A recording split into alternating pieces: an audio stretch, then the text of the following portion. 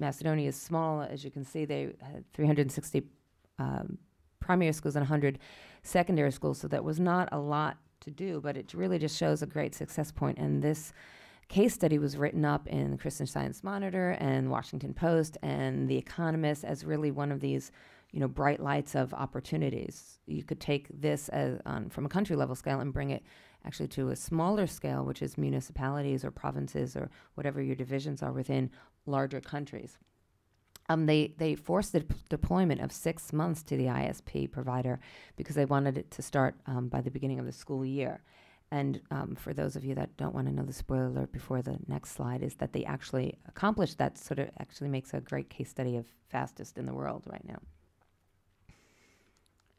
So it was a win-win connection. How could the government put out a bid on the street and say, 6 months and we want this done?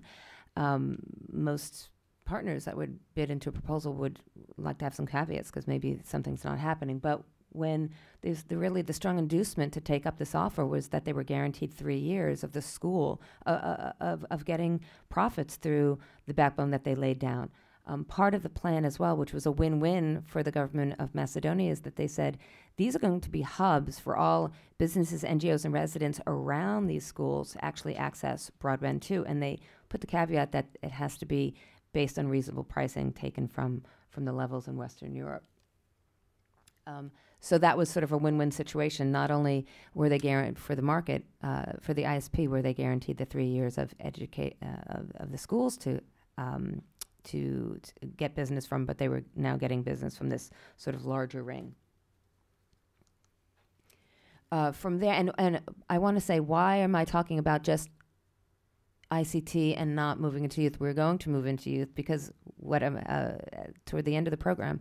But the reason why I'm talking about this is because we speak about digital natives. And as I said in the first telecenter, as well as in Macedonia, it seems that students are gathering here. This is really what they're drawn to, as well as they are self-forming into student technical service units and helping each other do web pages and school projects and researching together. And so these are sort of naturally formed, like these involuntary English clubs are happening. So we moved into partnerships because, remember, in the first telecenter program, I spoke about how they relied on donations.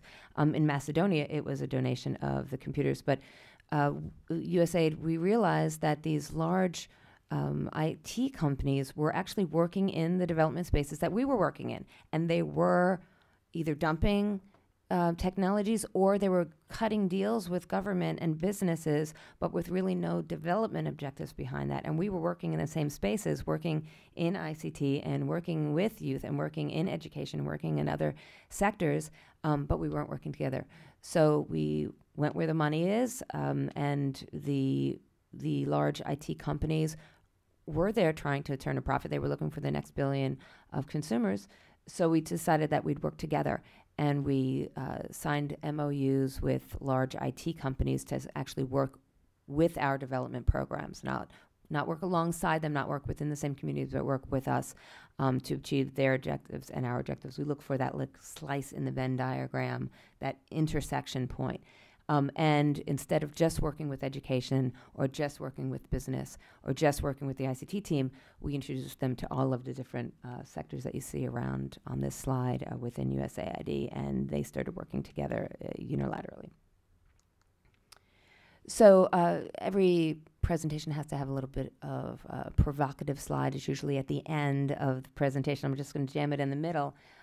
In my research, I found this really great briefer from the UN, from UN GAID, which was a global alliance for, I think, information and development, or information for development, which is the ICT really creating connection or divide? This briefer speaks about the generational divide and how young can assist old in technologies, and also how technologies can help bridge the gap for adults into some of those sectors. So we're just going to move quickly to youth and speak about the ICT components within youth and the life skills. Also, I will not read the slide for you, but this is a quote from 2009 from the population demographer, and he's just speaking about, the youth population within the developing countries and where we work in, and how large that statistic is, and then also how there's an opportunity that exists in this cohort for all segments of development. So We the People 2, I said I agree with Marika's paper. I wasn't going to cheat you and just leave it at that. The two areas that Marika's paper really, as well as the earlier speakers on youth, they're speaking about youth, the capabilities and the skill building, and also their voice and their perspective that has to really play a role in work, learning, and citizenship. Okay, life skills are one area that USAID works in under the youth context. And Marika has pointed out that as well as Valerie, in terms of these soft skills of, adaptive behaviors, and how really, if you're excluded or how to participate, you really have to have certain skills to be a functioning member of the community, to have responsibilities, to have self-confidence, to have the certain skills to work with others, teamwork, critical thinking, those sorts of things, to understand your community, understand what it means for gender equity, to understand what gender-based violence is, to have the employability skills of interviews, hygiene, showing up to work on time, listening, comprehension, those sorts of skills, communication. And then within our life skills program, we then move into the harder skills, which is sort of career planning, and then doing peer-to-peer exchanges and mentorship and on-the-job training and internships. Okay. I think I'm giving time, so I'll just go through the last couple slides very quickly. I think I have about 3 more, and I won't be reading them. But this is our Passport to Success program with youth. Through the International Youth Foundation. And as you can see, the target population is the vulnerable youth. We are implementing it in 20 countries in 17 different languages, and we've reached 62,000 youth, or over that number, actually. And delivery is both in-school models and out-of-school models with NGOs integrated within other programs, CBOs, and in clubhouses. The last piece we're going to talk about is now putting the youth and the ICT together. Build Jordan, this is where sort of I think the musical score needs to come up, but we're working on gaming.